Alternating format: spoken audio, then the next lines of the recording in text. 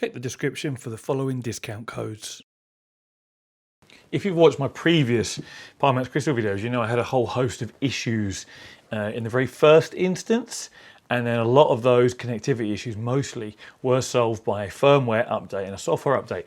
Now the firmware updates took 30 or 40 attempts to get them to work, trying all sorts of different methods, and eventually I got it to work, and then there was pretty much good stability afterwards. But Pimax emailed me and said, Carl, we've got the remaining features going to be available soon. So that's standalone mode, the eye tracking, dynamic foveated rendering, etc.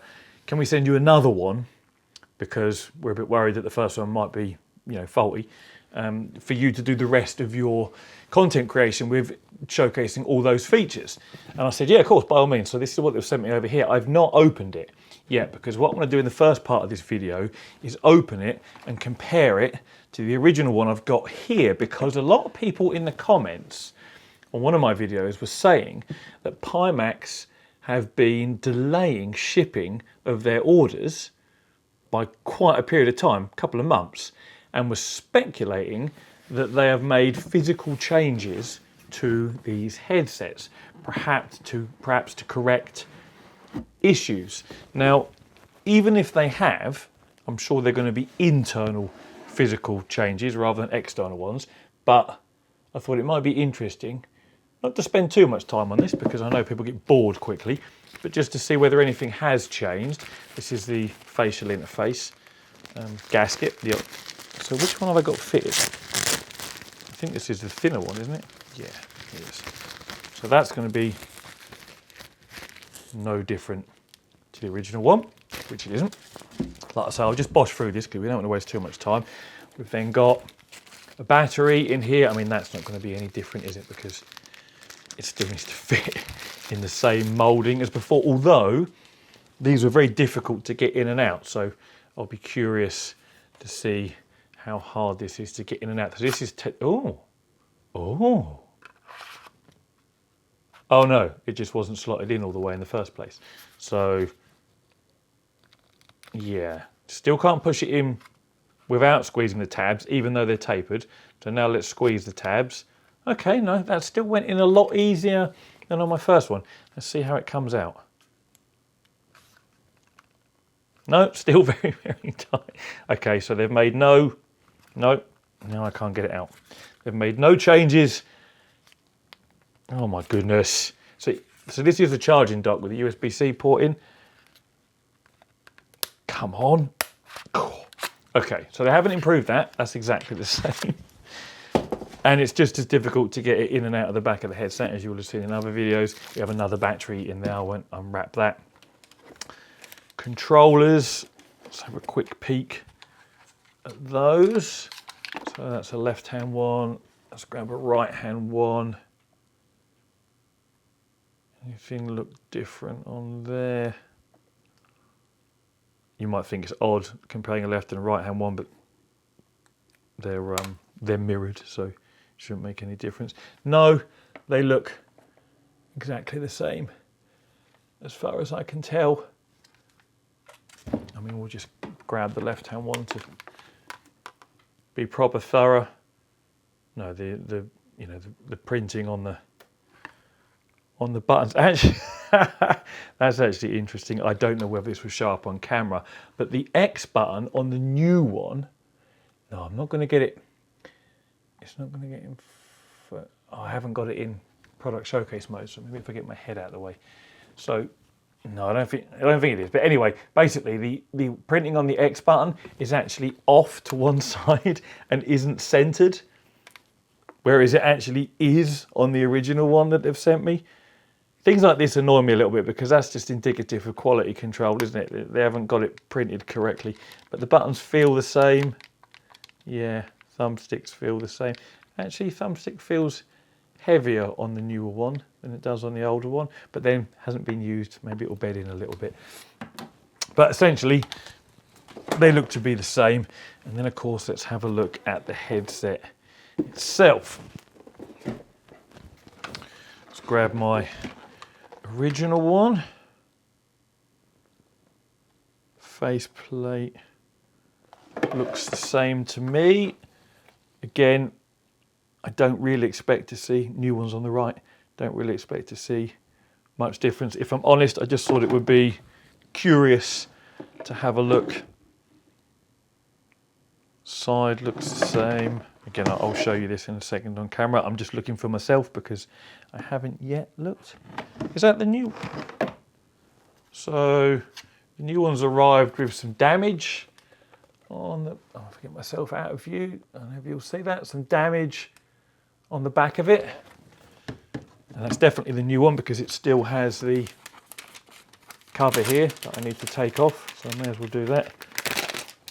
And still got the cover over there and the covers on the lenses, so it isn't the one I've already had. So yeah, we've got some damage on the back of the strap there. Aside from that, it looks the same. Left-hand side also looks to be the same. I mean, this is pretty much what I would expect. I'm actually going to leave that little bit of film on there just so it makes it easy for me to differentiate between the two headsets here at home and not get them confused. Obviously, I have to take the ones off the lenses or I'm not going to be able to use it, am I? But yeah, so essentially, they do look to be identical, apart from, unfortunately, my new one has arrived with some damage on it. So, again, people sometimes moan at me and say, Carl, you talk too much about quality and things like that. But little things like having, you know, the X symbol on your button printed off on the wonk, it's not something you'd see on a PlayStation 5 or an Xbox. You know, that it just isn't. It's the sort of thing we see on these smaller, you know, companies, and it's just it just irritates me. But I mean, damage to the back of it, that should never have gone through QC. They should have gone, oh wait, this one's damaged. Let's put a replacement strap on, or let's just choose a different unit. But aside from that, yeah, they seem to be identical. It's just have a little feel of the adjustment. Yeah, that feels the same as well. So essentially, physically, there's no obvious differences that I can see. I mean, let's just take these lens covers off and have a quick peek at the lenses and the nose shroud, because I haven't looked at those yet. Nose shrouds look the same, sensors are all in the same place, lenses are still screwing in the same place, all stuff that I would expect. So yeah, pretty much. Have I? Oh no, it's not damaged, it's just squished. Although, is it? I'm just looking at the facial interface here. So it's a little squish from being in the box, but also the glue is kind of, I'm going to get myself out of shot. The glue has kind of come away from the facial interface there. Where have they got this unit from? I mean, you guys in the comments can tell me that have received yours. Have you had, you know, damage or glue coming away or any other random bits and bobs? As I say, it is kind of indicative of these sort of Eastern brands, but it's just not what you need, is it? And as far as serial numbers go, they both start P30100P 2013, and then my original one, which is that one, is 421, and this is 720. So, I mean, they're very long serial numbers, so that would be like a 30 million unit difference. I'm pretty certain they haven't sold 30 million units. The digits then carry on for another 4. So I can't really tell how far apart they are in production, because I'm fairly certain Pimax have not sold or produced, which is the highest one, this one, 72 million Pimax crystals. That would be quite a few, wouldn't it? Anyway, that's that bit done. Physical changes, buttons all seem to be in the same place. It's all kind of what I expected. So what I'll do now is spend some time testing this and the new features, dynamic foveated rendering, the auto IPD adjustment, the eye tracking to go with the dynamic foveated rendering, and the standalone mode, and we'll see how that all works. And then in the rest of this video, I will come back and talk about that. It might be today, it might be tomorrow, it might be another day, but for you guys, it'll be in a couple of seconds. So I'll see you in a minute. Well, that's it. I give up with these Pimax crystal headsets. They're basically fit for the bin. And I know there's some of you in the comments that just seem to think I have it in for Pimax. I honestly don't. All I tell you is the experience I have with whatever it is I'm reviewing. And if you've got a good one and it works great, that's brilliant and I'm pleased for you. But I now have two that are just riddled with issues. This video, so this video is now, when did I start this? 2 days ago, I think, the intro where I unboxed it to check for differences. So 2 days have passed and I've spent 16 hours or so trying to get these to work both properly in standalone mode and for PC VR. Now, when I first plugged in the new one to the PC, it connected straight away with no issues, as does the older one. Because the reason this wouldn't connect properly in the first place in my initial review was a firmware or software issue. Once I got it to do a firmware update, you'll remember this from an earlier video, it then connected 99% of the time and was reliable. And that's how both of these were when I got this new one out and started to have a play, or this is actually the new one, and started to have a play with it. So I then wanted to set up the eye tracking. You know, set that up, then I can do the auto IPD, see how that works. I can try out the dynamic foveated rendering and see how that works. The eye tracking wouldn't calibrate. It kept giving me an error saying eye tracking failed, data too different. So I tried 10, 15 times with both headsets, this is, and it wouldn't work. I spoke to Pimax, they gave me like a 30-page document for troubleshooting, of which 6 pages dedicated to eye tracking. I went through all of that. And then as part of this, I was prompted to do a firmware update. So I updated the firmware on both headsets because they both seem to be performing the same and doing the same thing.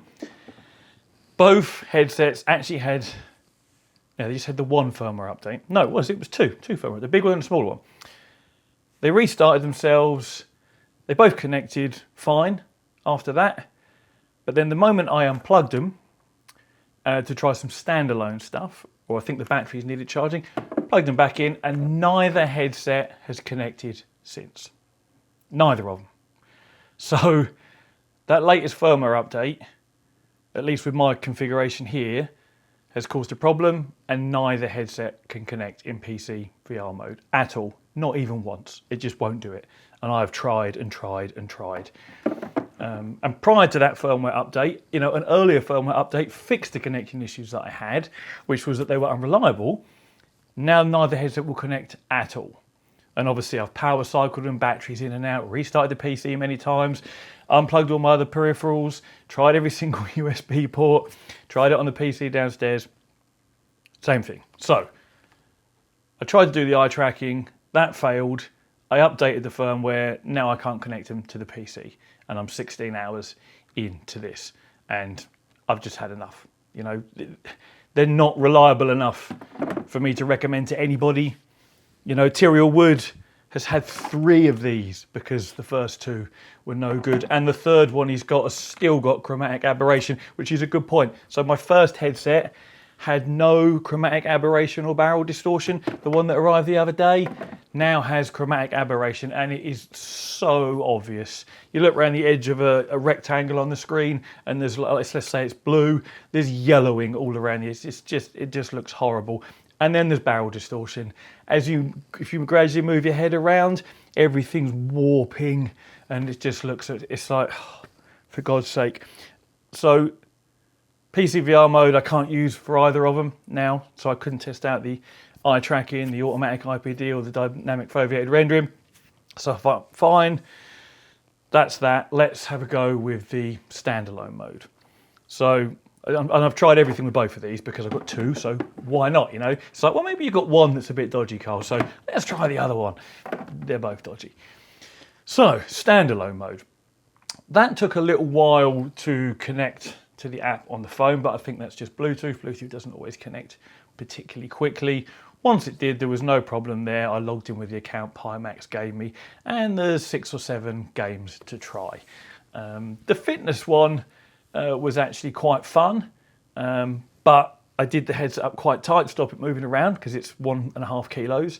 And within about 15 minutes, in fact, some footage probably showing now of me giving it a go, my neck was sore, which is pretty much what you expect if you strap something that weighs 1.5 kilos to your head and then move your body around in a fairly assertive fashion for any extended period of time. So, you know, you're kind of doing weight training for your neck.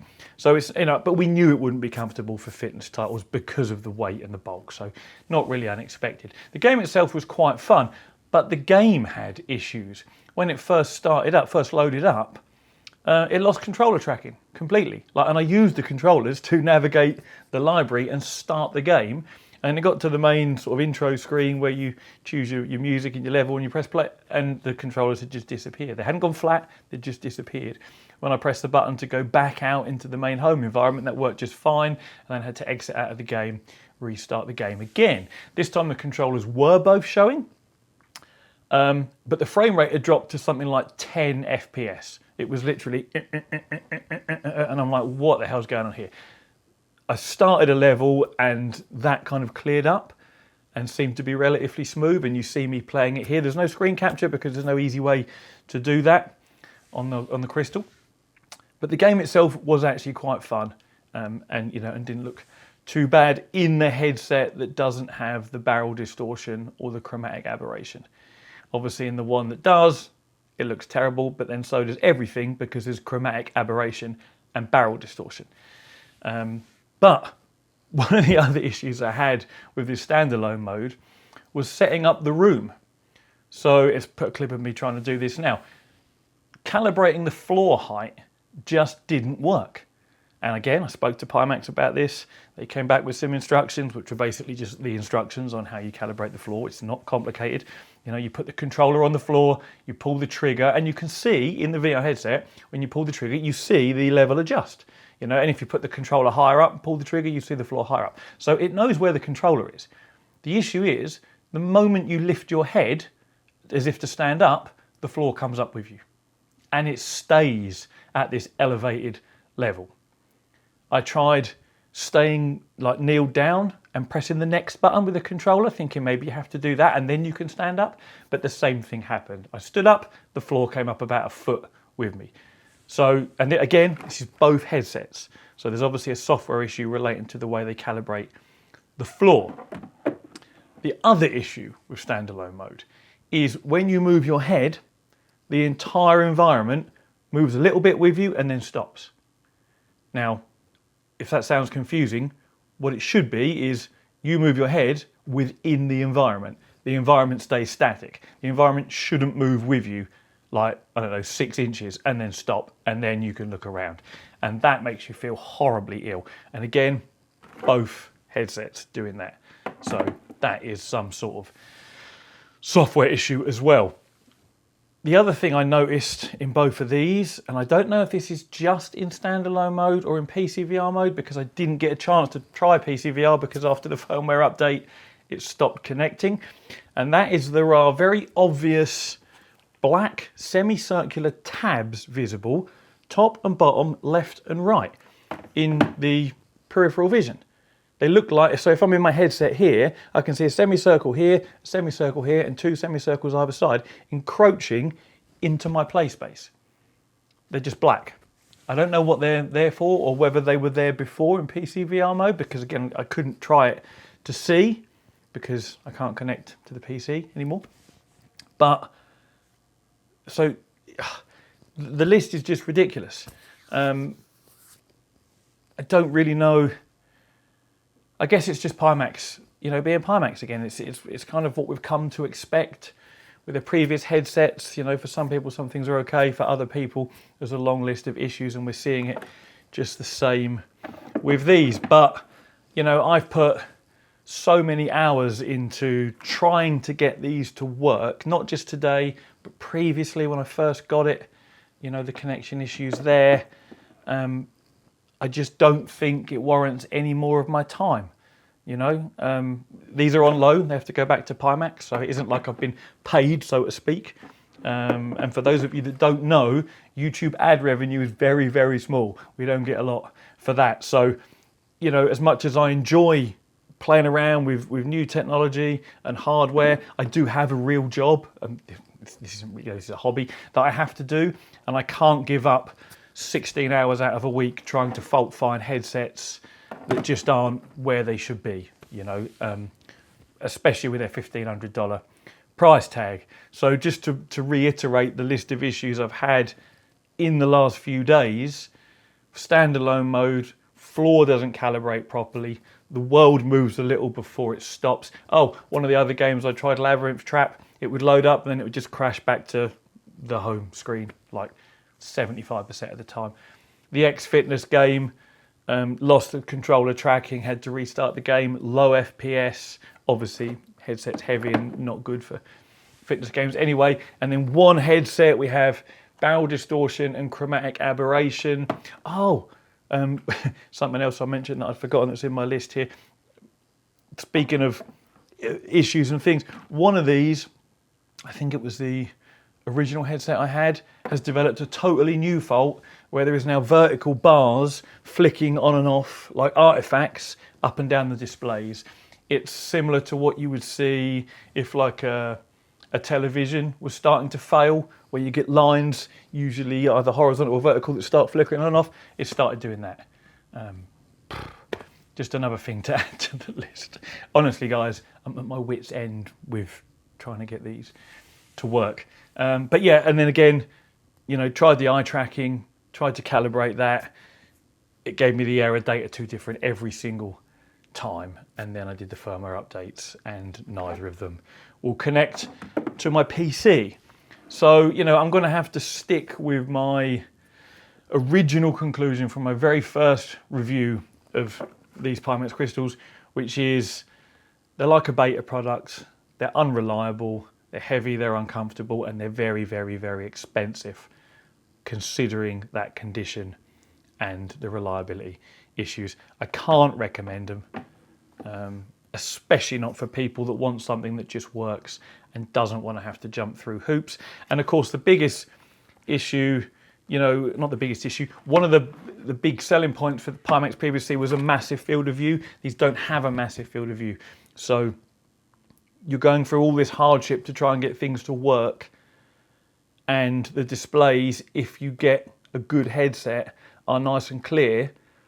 But if you add in chromatic aberration and barrel distortion and now vertical artifacting, you know, I just can't believe the quality control is still that poor all this time down the road, you know. And Pimax watched my videos. They watched my last one about the Sim limited edition headset, and they messaged me, so we watched your video, Carl, and we agree with everything you've said. I'm sure they're going to watch this one and say, yeah, well, you know, they are what they are. Like, you can't make this up, honestly.